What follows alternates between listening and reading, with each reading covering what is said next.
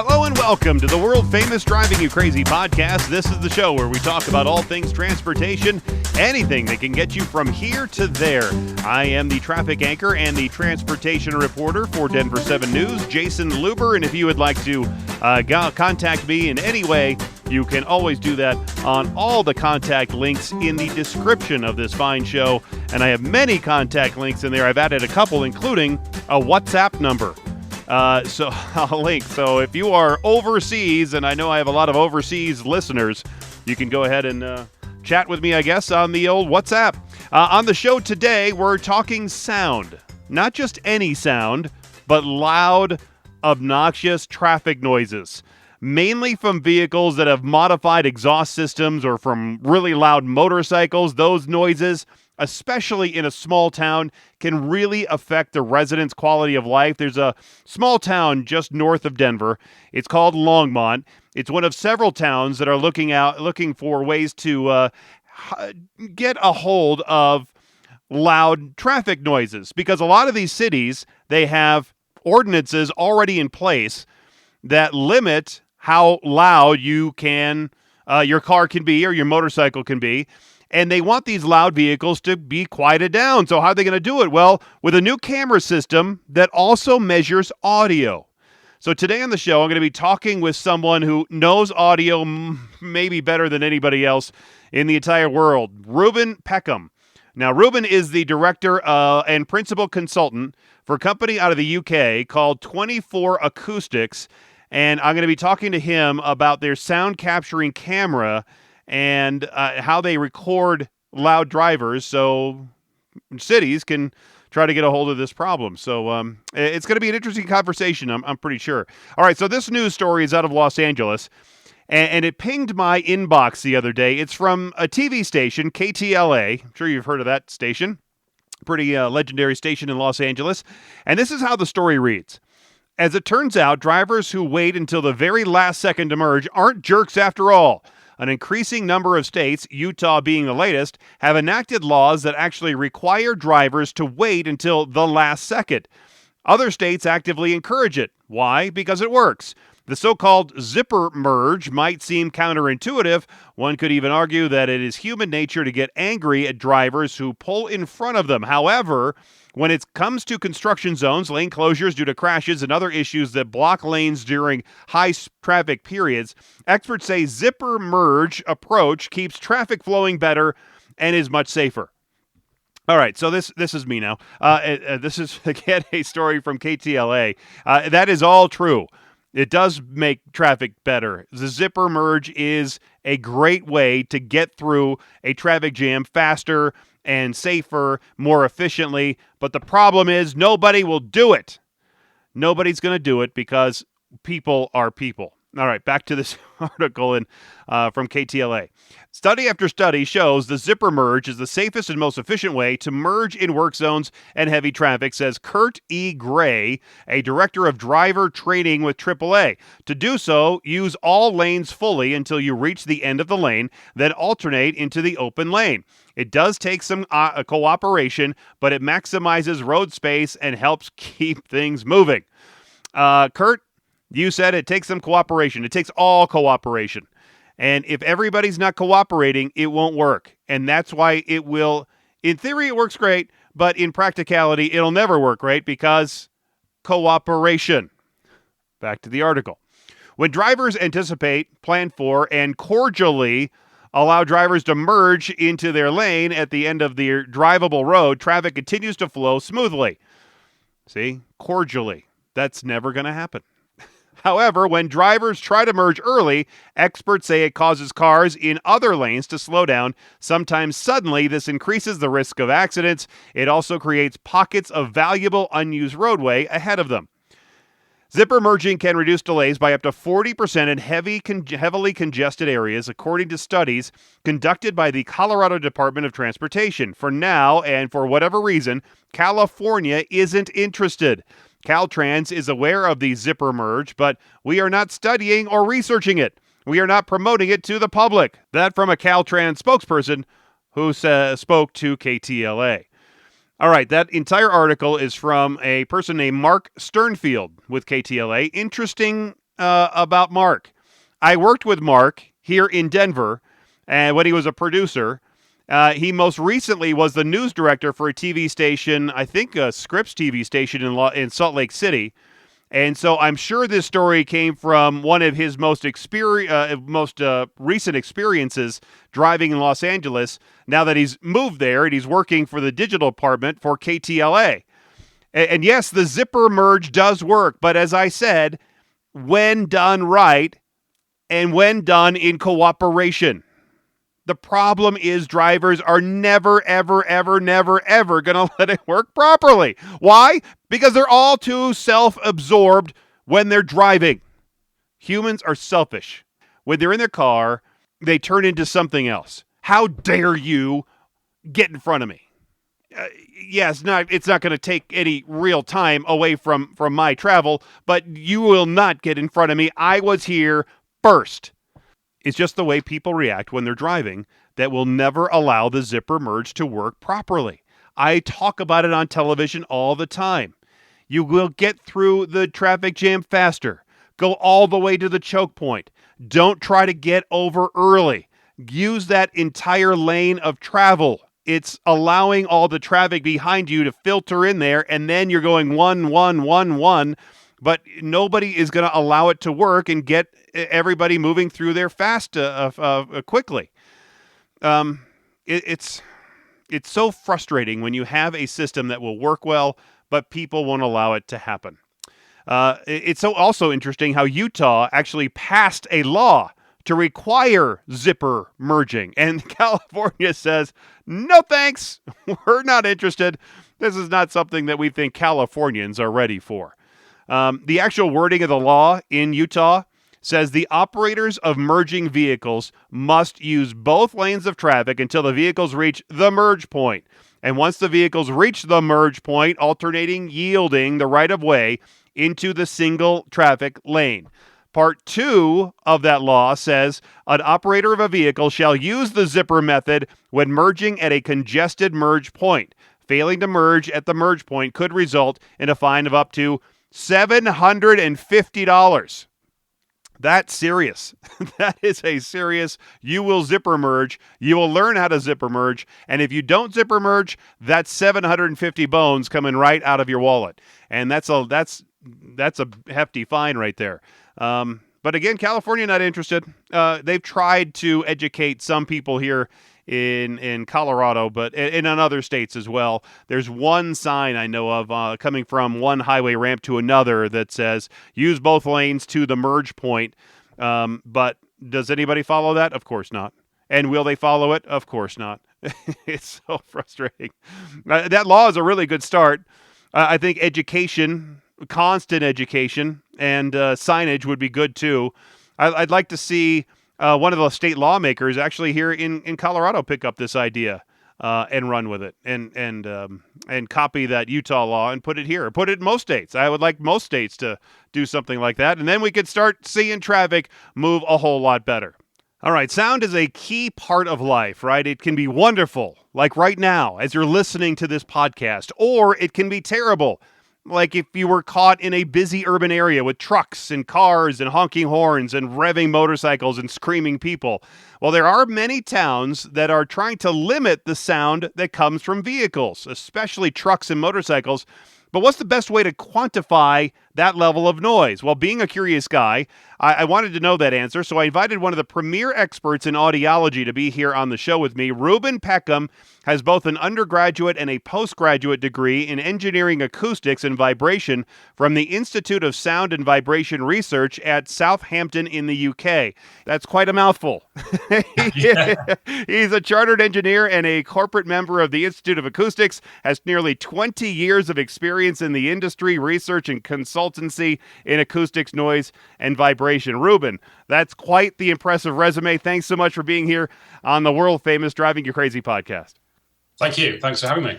All right, Reuben. So before we get into the equipment and all the stuff that you use to measure traffic noise and other sounds, tell me how you became interested in sound and audiology. There has to be a spark, right? Back in your childhood, maybe?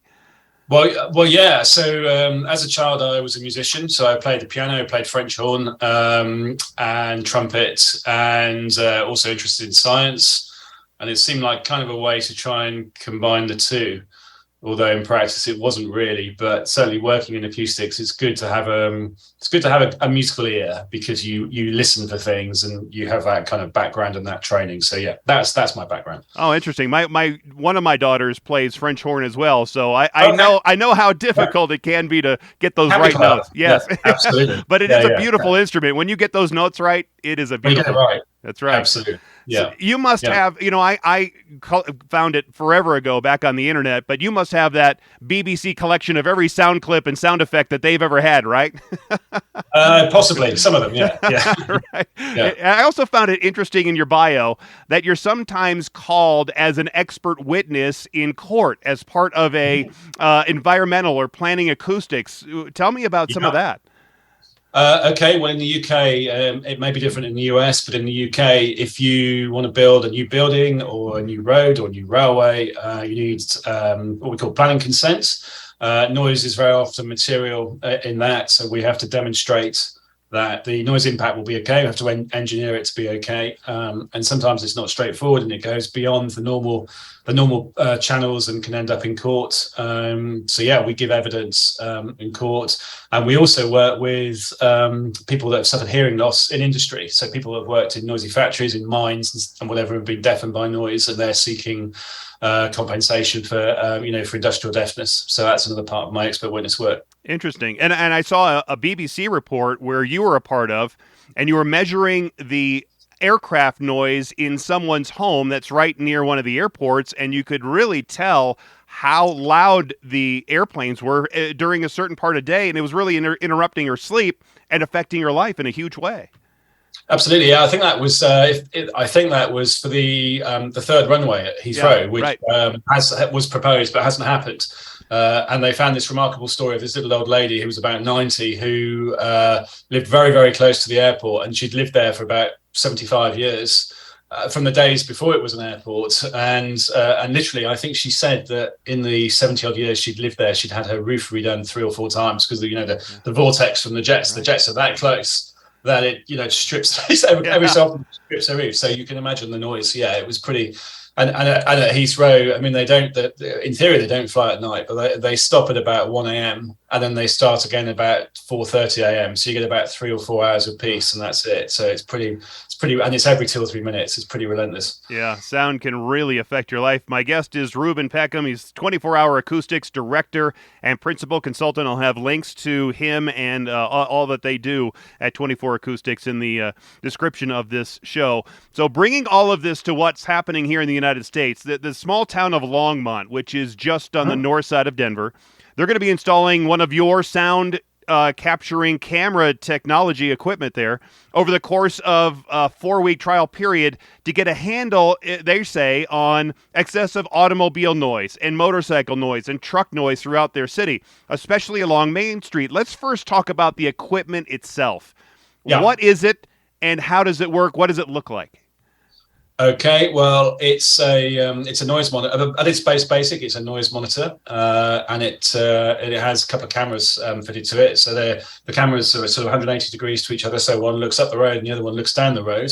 And it just has IT and some technology in there that effectively detects. There's an algorithm. It detects excess noise, so excess revving, modified mufflers, that kind of sound. And when it detects that sound, it triggers and it records. It records the noise level, it records the audio, and it records the associated video.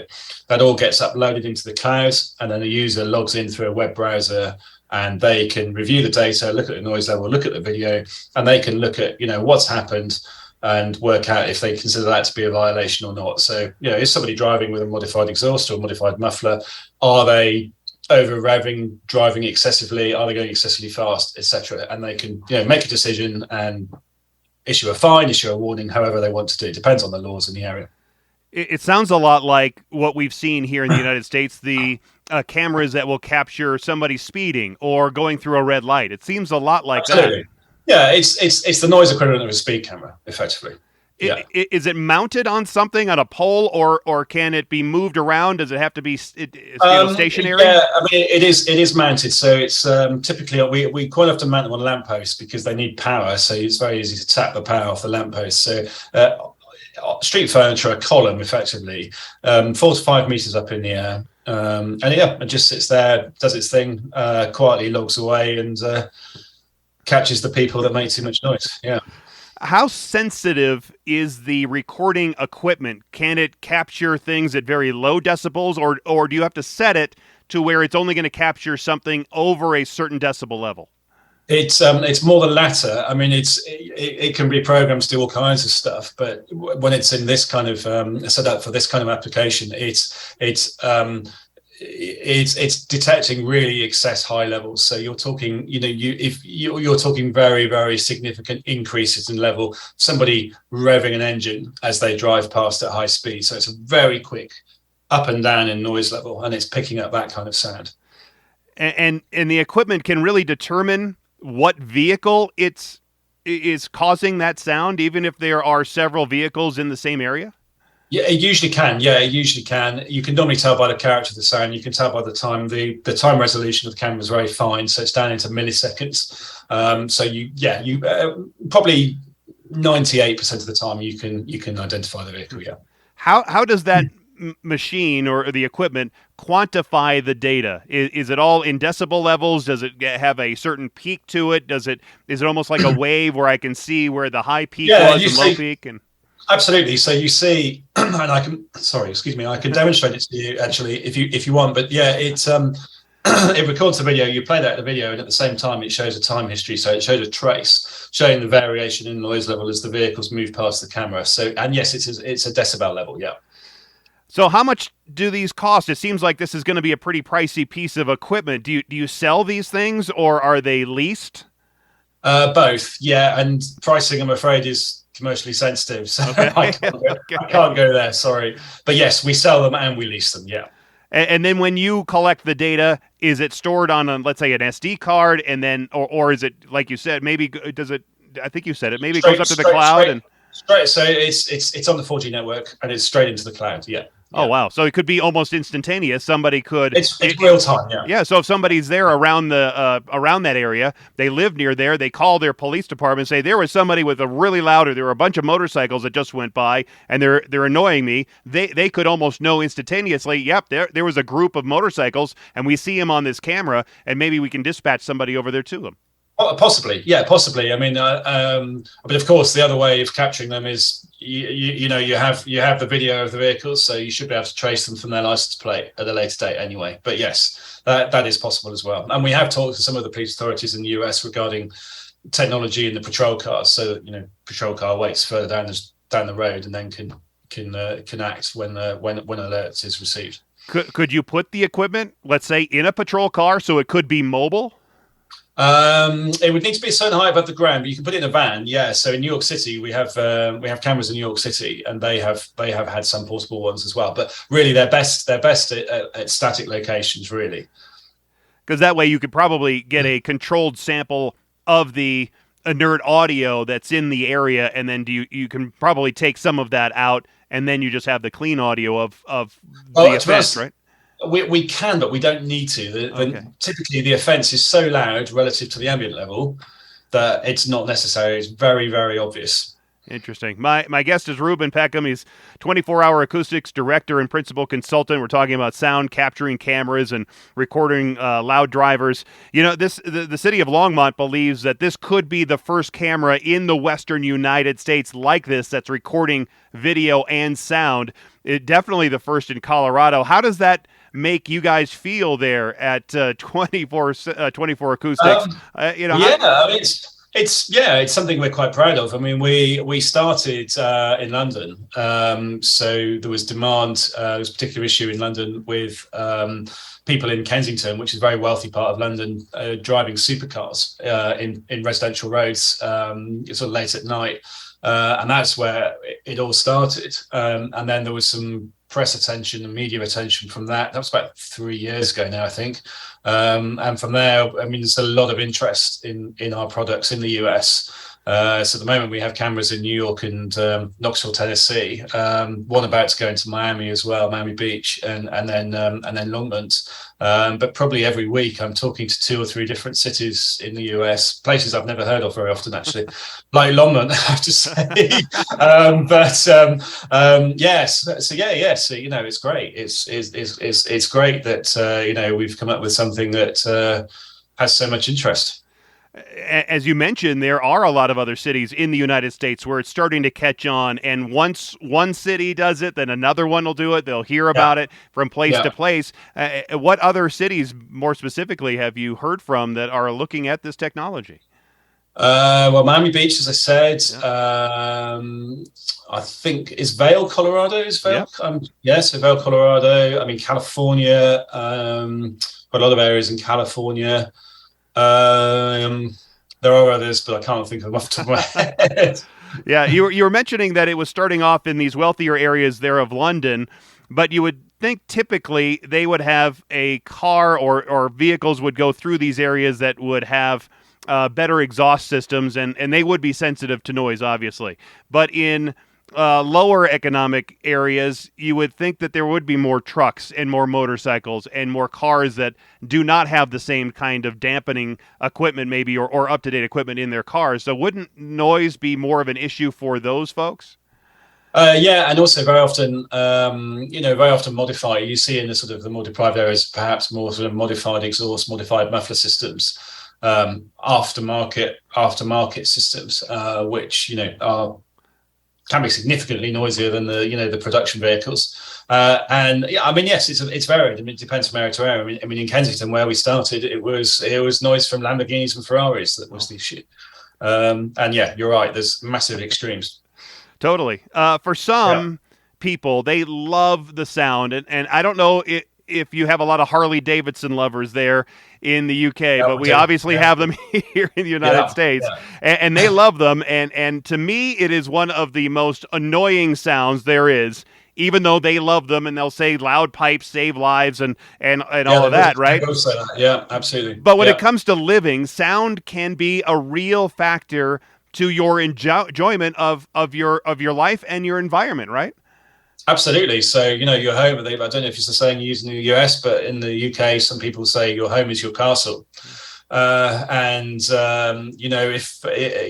that enjoyment of your home can be really compromised by, and not just noise from vehicles, but all kinds of different, music, people shouting in the street, all kinds of different sounds. So, it causes, obviously, the obvious health effects of that are, stress and sleep disturbance, but that can, prolong stress and sleep disturbance, and it can get more serious and get into cardiovascular issues and strokes and heart attacks and all that kind of stuff as well. So there is, there's a well documented link between noise exposure and proper, serious medical health conditions.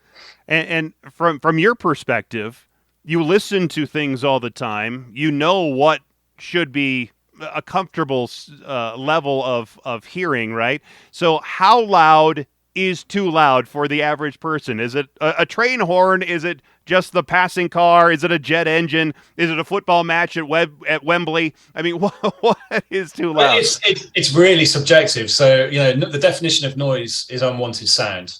So, somebody's heavy metal that somebody really likes might be too loud at the same level for the next person. It's just very subjective. But I suppose what we do all have in common is where the point, you have levels of annoyance and tolerance, but then above that you have levels that can cause pain or cause hearing loss. And that's what we call a dose relationship. So it's not just the level, but it's also the duration that you're exposed to it that can cause physical harm to your ears and compromise your ability to hear. That's typically starts at about 85 dBA over sort of an 8-hour period. So when I said to you before about legal work that I do for people that have been deafened or potentially deafened, in a work environment in a factory or down a mine or steelworks, that's the sort of level we're looking for. 85 dBA average over 8 hours, but over a long period of time. Not a working lifetime, but maybe over 10 years.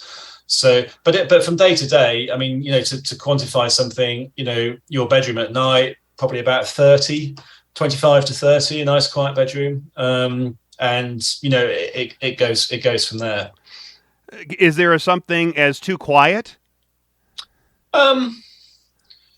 I guess for some people, I think it's subjective. I think there probably are people that probably, struggle in a very quiet environment, and others obviously that they're the opposite. I think, as humans, it's what makes it interesting. We're all so different, and how we respond, varies from person to person.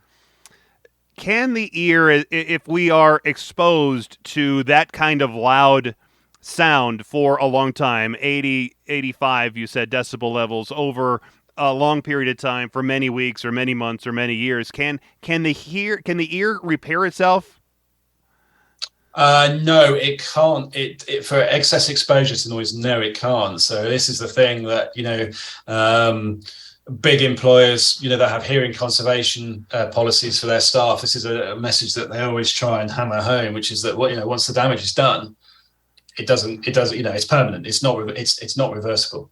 So no, and whether that's working in a mine or a steelworks, or whether that's, just going to see, Metallica, at Wembley Stadium, so yeah, you've got to be, or even playing French horn in an orchestra, that's, yeah, absolutely. Right, yeah. Right. Yeah. And traffic noise can be very, very loud. I know that from standing next to a freeway doing live reports or right. Yeah. And it can affect your hearing in a lot of different ways, and probably also contribute to hearing loss just being near not only a roadway, just a regular roadway, but especially during when you're living next to a highway or an interstate. Yeah, I mean, it would have to be very, very high levels to cause you hearing loss. So, but traffic noise is more likely to cause you, stress, anxiety, sleep disturbance, and mix all that together and keep it going for long enough, and it leads into higher blood pressure and cardiovascular stuff and all that kind of thing. But I think probably not hearing loss. Really, because I thought there's some highways and maybe motorways there in the UK and interstate highways here in the United States. If you're close enough, I mean, it is loud. I would think it's over 85. Yeah, if you're close enough. Yeah, if you're close enough. But somebody, I can imagine for you, if you're stood beside a highway giving a news report, that is going to be pretty high. But for most of us, from day to day, we're probably not going to be in that location for, at all, or if so, for a very short period of time. Right. Yeah. So it is that longer period of time. It's a longer exposure. Yeah. Yeah. Isn't it intermittent noise the problem with traffic? If traffic was just flowing all the time, same level, same frequency, wouldn't that be less noticeable than intermittent traffic noise? Absolutely. Yeah. Yeah. So the character of the sound can make a big difference. So you're absolutely right. So traffic noise, if I can hear it, there's a fairly busy road behind me that my office is on, and steady, continuous, that is potentially less annoying at the same level than a different type of noise, which may have specific character. So it might be intermittent, or it might have tonal characteristics, or it might be impulsive. So yes, you're absolutely right. So when you're measuring all this different sound, does it have to be on a single lane roadway? Can it be on a multi-lane roadway? So let's say you have 3 lanes on a major roadway. Could you still pick out the vehicle you think that is causing the sound issues? You can potentially. It's more effective on it's more effective on a single lane. And of course, it's designed to protect residences. So it's designed, it's there to protect people living in properties. So I would say, well, certainly in the UK, the majority of housing is sort of fronts onto single lane roads. We don't have much housing here that's straight onto 3 or 4 lane highways. Possibly different in the US, but yeah, it still does work. It becomes more complicated as you add more vehicles and more lanes in. But yes, it still is semi-effective in that kind of environment as well, but better in a simpler single lane environment. If you ever want to see crazy highway, then go to Atlanta, where 2 interstates, I-75 and I-85, come together right in downtown Atlanta. It's basically 8 lanes across, both on the northbound and the southbound side. It is just, it really is ridiculous how many lanes of traffic are 16 total. Yeah, wow. Right there in downtown Atlanta, and it's quite the sight to behold. Okay, and it's busy. It's up there. Those lanes are full, are Oh they? yeah. During the rush hour, they are full Okay. in Wow. downtown Okay. Atlanta. Okay. All right, my guest is Reuben Peckham. He's the principal consultant and director there at 24 Acoustics in the UK, and we're talking about their sound recording, capturing cameras and equipment and loud drivers. So there has to be a way not just to identify the offender and then try to get them to get a quieter vehicle. There also has to be a way for some folks who live near highways, or especially if they're hearing traffic noise all the time, or like you said, near your office, there has to be materials and there has to be some kind of technology that maybe your service is helping with that will be able to dampen those sounds. What are some of the best sound dampening pieces of equipment, or is it blinds? Is it new windows? What helps dampen that sound? Yeah, so I mean, you'd start with screening, perhaps. So, for example, the road behind me, if we built an acoustic barrier between the road and my office, that would, excuse me, that would help. Once you get beyond that, then yeah, you're looking at potentially glazing. The obvious path for sound to get from outside to inside is through the windows. So you can get all kinds of specialist acoustically rated glazing, various laminate glazings, various secondary glazing systems, bigger air gaps. The disadvantage with that is you still have to get air into the building. So buildings here are probably less air conditioned and less ventilated, mechanically ventilated than yours are. So it's a problem. It's a problem in this country because you expect people to close their windows and you get them specialist glass and it keeps the noise out, but then they overheat or they don't have adequate ventilation. So it requires a more kind of integrated approach to that. But acoustic barriers, glass, there isn't a lot more. When you're inside, soft furnishings absorb the sound, so carpets, cushions, curtains, that kind of stuff. In office environments, you get acoustically absorbent ceilings that do the same job. The previous owners of my home, what they did is put up a bunch of trees in the back, thinking that was going to help dampen some of the sound. And I think it does a little bit, but obviously in the wintertime, there are trees that just have the branches, no leaves on them. You can see straight through. Straight through them. Yeah. Doesn't like an earth berm, wouldn't that work better? Is there other earth materials or natural materials to help reduce noise? Yeah, absolutely. So, there's your predecessor at your home probably thought he was doing something clever, but actually trees don't really, even when they're in leaf, don't really cut out the sound. They need to be very, very dense and very thick to do it. But what they do, there are studies that say, although what they do is they eliminate line of sight, so you can't see the vehicles going to and forth there. And because you can't see them, your brain thinks that they're not as noisy. But actually, if you were to measure it, they still are. But yeah, earth burns, to be honest, any material will act as an acoustic barrier, providing it has sufficient density. So brick wall, good quality fence, earth bund, yeah, all of that stuff. And you mentioned acoustic barriers. I would think that there has to be some type of balance between an acoustic barrier. If you build it 100 feet high, sure, that'll be great, but then you can't see through it and you feel like you're in prison. So isn't there a balance there between an acoustic wall that would keep out the sound, but also give you some kind of a aesthetic, better view? Something to look at, yeah. There is a balance, and to be effective as an acoustic barrier, it needs to eliminate line of sight. So if you're living beside a busy highway and you want to build a wall or a fence to cut the sound out, you need to eliminate the line of sight. So you want to stop. If you're stood in your window and you're looking down to the highway, you want your barrier to be sufficiently high so you can't see anything anymore. And once you've done that, you've kind of optimized the best that you're going to get out of that barrier. And after that, the sound diffracts over the top. So it comes up and then back down.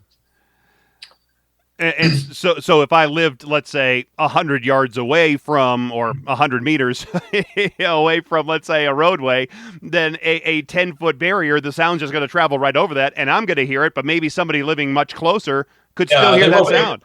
It'll be more effective the closer you are to it, yeah. Oh, interesting. Yeah. Are there ways to design materials? Maybe does metal work better than plastic, better than something that's covered in carpet, if I had it outside? Not well, yes and no. I mean, it's down to surface density, so it's down to the density of the material.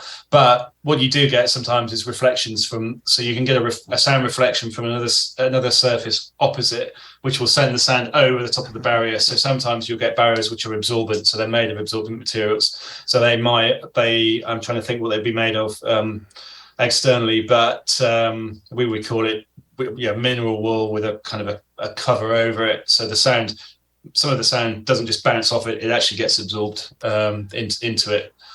Our Department of Transportation here in Colorado has been replacing some wooden sound barrier walls right up against the highway with more concrete stable walls that are thicker, but they're concrete. So I would think a concrete wall would bounce sound more than a wood wall that would more absorb it.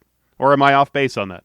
No, I mean potentially, but it's going to send the sound in the opposite direction. If you think about it, it's going to send the sound in the opposite direction. So it depends what's on the other side of another concrete wall. So they're just going to bounce. Yeah, it's not great then. Actually, to be honest, they may have gone to concrete just because it's it'll last it'll last forever. It doesn't maintain it. Whereas a fence, a timber fence, will need looking after. I don't know, but yeah, certainly two parallel surfaces with a highway in the middle, which are both reflective, like concrete would be, acoustically reflective. Not great, really, no. Obviously, they didn't consult you when they were building this.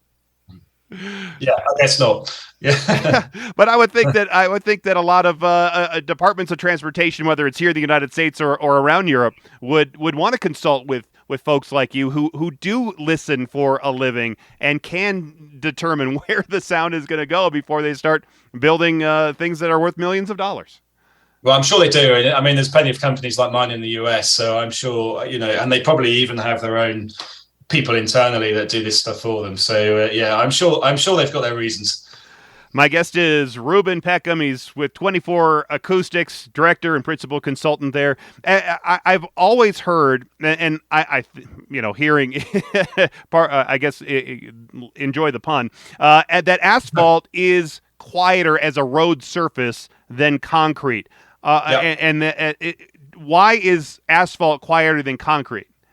Well, the main reason, actually, there's several reasons. Asphalt is more absorbent, so it's tire noise. And once you get to a certain speed, then it's tire noise. Well, tire noise and aerodynamic noise from cars that dominates. The noise from the engine, the powertrain, sort of is irrelevant at that speed. Which is why electrically powered cars are very, very quiet at low speeds, but at high speeds, highway speeds, 60, 70, 80 miles an hour, they're no quieter than a combustion engine car, because of the aerodynamic sound and because of the tire sound. But the other thing with concrete roads is they're sectional, so they're built in sections. So they cast, they pour a slab of concrete, it's a certain area, and then they pour the next one, and they pour the next one. So you get this bump, bump, bump, bump, bump as you drive along them. Whereas asphalt obviously is continuous. And maybe you don't have this problem in the UK as much as we do here, but there are folks who like to have big trucks that are raised up, and then they put the huge tires on there. And those, as you said, tires are a huge creator of noise. Absolutely, yeah. I mean, we don't have those kind of trucks here, but I've seen them on my trips to the US. So yes, I do know what you mean. And yeah, I can imagine. Yeah. Is there any way to make those quieter, or is it just that you have that tire and that's going to be loud, or are there ways to create a tire that does create less noise? I think there probably are, but I'm a bit outside my area of expertise, but I think that tire technology is sort of a compromise between, grip, actually being able to stop if you need to, and actually also spray and visibility. When the road's wet, how much spray it casts up, and then how visible the road is for the drivers behind, and then also noise. And it's all of those thrown into their mix. And I guess under some circumstances, noise maybe is less important than fundamentals like safety. Friction and being able to stop, because that brings on a whole different kind of noise, the sound of a crash. Yeah, I guess so. Yeah. It's interesting. I've been driving an electric car for the last 10 years or so. And it does make, it's a Chevy Volt, and so it has the generator in the front, so it can generate electricity, but it's always on electric, and it is quieter than a regular internal combustion car. And each car that's electric now, they all have a little bit of a different hum, if you will. It's almost, there's a certain pitch that that a Tesla has compared to a BMW, compared to a whatever. All of them seem like they're a little bit different. Is that just from their battery technologies, or do you know how all the different sounds come from these different cars? I don't know. I don't know whether they are just the natural sound of the car and the electric motors, or whether that's something that is artificially put in. Because I have a Polestar, which is all electric, and they all get over-the-air updates, software updates. And a few months ago, mine got an update, and I just thought it was going to be, like improved Spotify or something like that. But when I reverse now, it pings when I reverse, which it didn't used to do, which is obviously a safety feature. So they do introduce, I know for a fact they do introduce artificial sound, but when you're moving forward at low speed, I don't know whether that's just the car or whether it's something that's put in artificially for safety. I don't know. So with all of these electric vehicles, cars, motorcycles, I know Harley Davidson is going that way as well. At least they're trying to expand their electric cars. Yeah. Is that going to put this part of your business out of business if nobody has a revved up car or a revved up engine? Well, I don't think so. Not for a while. I think it'll probably see me through to retirement. We'll see. I mean, I think. I mean, they're not going to build combustion engine cars from 2030 onwards. So, but I think my theory is that there's going to be this kind of crazy group of people who are going to just be absolutely obsessed with the old classics, which may not be very old, but they happen to have a gasoline petrol engine. So I think the cities aren't suddenly going to fall silent in the next decade. It's going to take a lot. It will happen eventually, but no, it's a long way off, I think. I'm not sure if it's happening there in the UK, but here in the United States, we typically don't like being watched. We are really careful about our privacy, but there are cameras everywhere, and I think people are somewhat used to it, even though they don't like it. What do you say about the argument about why just stop at noise? Why not start recording our community roads for safety, or put cameras at every intersection to ensure that everyone stops properly, or putting cameras on every interstate recording 24/7 so we can make sure no one is speeding or tailgating or improperly changing lanes? Well, I think the UK is a step ahead of that, really. I think we have cameras for all kinds of things, but number plate, you can track cars across counties with automatic number plate technology, and we have bus lanes in cities here. It's illegal for a car to drive in a bus lane, and you can get a ticket for that, from a camera, and for operating tolls on bridges, and it seems endless. And we all have our Ring. I don't know if you have them in the US, but we have our Ring doorbells, which are very, very cheap. Yep. And everyone has one of those. It just seems the way. I don't know. It just seems the way that the nation has evolved, and I don't see it changing, really.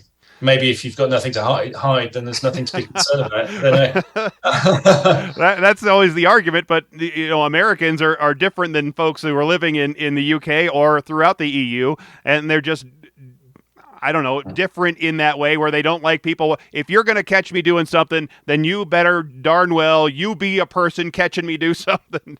Yeah, sure. And so I'm sure you had maybe some pushback with installing these cameras in certain cities. Have you heard complaints about these cameras going up? There's we're having to be careful. I mean, our systems they record continuously, but they also throw away delete continuously as well. So they only actually save the data when they trigger.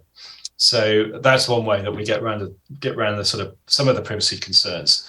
So if you drive past like Miss Daisy and everything's good, then it'll record, but it'll throw it away instantly. So that data's lost forever. It's only if there's a noisy event that the data is saved. And then it's only a 14-second clip. So that's how we get around it. But there's quite a good YouTube video, actually, from a guy in New York City who was caught by one of our camera systems. And in New York, if you get caught, you don't get in London, if you get caught, you get a fine in the post. That's it. In New York, you have to take your car to a workshop and have a formal noise test done. And then if you fail the test, that's when you get fined. So this guy basically, who was caught, he's some kind of YouTuber. I don't know who he is, but I think he's kind of semi-well known in that community. So he basically sort of filmed the process of, getting the ticket, getting the letter, going to the workshop, having his car tested. I can send you the link for that if you want to show that. But yeah, so and he was quite balanced. He was, his view was, well, this is a kind of a violation of my of my privacy and my rights. But he took it quite well. He took it quite well, and I think he understood the reasons why it was there, which ultimately is to improve lives. Right, exactly. To improve the lives of the many over maybe the desire of the one or the few, right? Yeah. And very often what you find with the systems is, you might get a certain number of events and triggers per day, but very often it might only be, you might get 30 triggers in a day, but it might actually be from 5 different vehicles. So you've got the same people going round and round and round. So it is a very small number of people that are causing these events that are potentially disturbing a much greater number of people. How popular, or are they being sold or leased in the UK, in other parts of Europe, in Japan, in Southeast Asia, and other parts of the world? Well, at the moment, we're only in the UK and the US, so nothing happening in Europe, nothing happening in the Far East, and only in, I say only in London. We have got some trials elsewhere, but permanent systems in London. I think, I've not really seen too much negative press. I think the issue invariably is political. So people complain to their local councillors, members of parliament, whoever, and they kind of force this through. And this is what's happened this is what happened in Miami Beach. I don't know about in Longmont, but in Tennessee, in Knoxville as well. And so generally, I do think that the community of people that stand to benefit, that want this kind of technology there to try and improve the situation, is far greater than those that feel that they have a kind of an automatic right to drive through like crazy people in the middle of the night. That's right. And it seems like it's working. If one city is doing it, then another one wants to do it. So it must be actually helping to control it, right? There's certainly demand. Yeah, absolutely. Yeah, and New York, New York started with one camera. They're just expanding now to 8. So yeah, it's New York City are leading the way in the US, definitely. Yeah. I think it's pretty fascinating. It's going to be interesting to see this technology working. Have you already sent the camera to Longmont? Is it already in place, ready to go? It hasn't been sent yet, but it's here, about to go in a box. So it's going in the next day or two. Yeah, and it should probably take a couple of days or a week or so to then install. So you trust at least, yeah. It'll take a couple of days to get to you, and then you trust whoever is going to be receiving that package to set it up right, and it's probably easy to. Yeah, well, we help them. We can, once the camera is talking to the outside world, then we can align the cameras remotely and set the triggers and all that kind of stuff. So actually, all they have to do is bolt it to the lamppost and plug it in. So it's it's fingers crossed, it's fine. Yeah, just plug and play. That's the easiest way, right? Hope so. Fingers crossed. Yeah, if other cities are interested in this technology, or other people are interested in learning more, where can they go for more information? Well, we have a website which isn't quite finished, so I can't give you the URL for that. But noisecamera.co.uk is a very basic holding page, or 24acoustics.co.uk. All right. I'll put the links for those websites in the description so people can easily just click right to it and get right to it. And then also it's a link for the that guy who was caught in New York City. Yeah, I will post that as well. So yeah, cool. All right. Fascinating stuff, Reuben. Reuben Peckham, 24/7 or 24/7. You know, it's funny. We at Channel 7 used to be 24/7 Weather Center, and everything was 24/7 everything. So it's still ingrained in my head, all of the different. So whenever I see 24, I think it's 24/7, Denver 7. It's the whole thing. Anyway, it feels 24/7 sometimes. Yeah. Reuben Peckham, 24 Acoustic Director and Principal Consultant. Thank you so much for chatting with me and all the information. It really was a fascinating conversation. Thanks, Jason. Again, all the links to the websites that Reuben mentioned, as well as that New York City video about the guy who was caught for having a excessively loud vehicle and having to go deal with it with New York City officials. That video, as well as those links, are right now in the description of this show. So you just go there and click any of those links, and you can see it right there. When I first looked at my home, as I told Reuben, I told my wife, I can hear that road. And she said at the time, it wasn't that much of a problem. It's not that busy. You can't really hear it very much. You'll get used to it. But I knew the traffic was going to get worse and it was never going to get better or get less. And that's exactly what's happened. There's been a lot of construction around us and new homes being constructed and more people moving in and therefore more people driving down my road. And it does bother me. I can really hear it, especially at night, up on the second floor where you can get that sound that comes in. And actually, as he said, you could have sound bouncing off of one surface and then going to another room. Well, the way my house sits towards that road, the sound comes in through an upper window, bounces off the bedroom door, and then right towards the bed, and I can hear everything as if I was sitting outside. So I have to change the angle of the door to reflect that sound away so I can leave the window open, but I don't have to hear the road noise. And because it bothers me. But look, first world problems, right? There isn't anything I can do about all the traffic noise, and unless I petition the city to have some kind of traffic. I think we do have a noise ordinance here in the city, but it's never enforced. And I could blow up the roadway or put up giant potholes or start digging it up, but I don't think the city's going to appreciate that very much. And I might get in a wee bit of trouble if I did something like that. So what am I going to do? Just put up with it, I guess. So is life. It's going to be interesting to see how these cameras curb, and it's a month-long trial, as I understand it, up in Longmont and in many of these cities. They have these cameras for a month, and then the cities have to purchase these systems from 24 Acoustics. And I understand, I know, as I read in an article somewhere, is that Reuben didn't want to say, but I know they're upwards and higher than $20,000 a camera, and I don't know what is included in that, if there's the uploading to the cloud, if all that is in there, or there's a separate data feed, a fee that's a part of it. I know, like with my traffic system, there's a fee for the equipment and for the software, and then there's the data fee that you have to pay every single month for the traffic data. So I wouldn't doubt if there's some kind of a data fee that goes along with these systems. But it'd be interesting to see how they work if they reduce loud vehicles. I guess time will tell on that front. Well, anyway, thanks again for being here. Thanks for listening. And until next time, I'm Jason Luber, the traffic guy. Be safe, and as always, happy motoring.